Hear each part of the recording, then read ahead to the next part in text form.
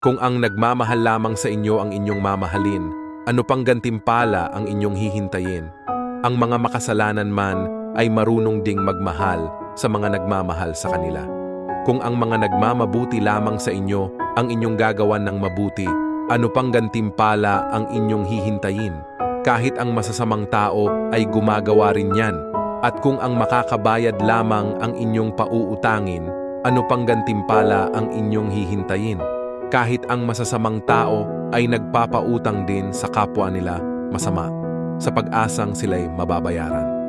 Sa halip, mahalin ninyo ang inyong mga kaaway at gumawa kayo ng mabuti. Magpahiram kayo na hindi umaasa ng anumang kabayaran. Sa gayon, malaking gantimpala ang tatamuhin ninyo at kayo'y magiging mga anak ng kataas-taasang Diyos, sapagkat siya'y mabuti kahit sa masasama at sa mga hindi marunong tumanaw ng utang na loob. Maging mahabagin kayo tulad ng inyong Ama.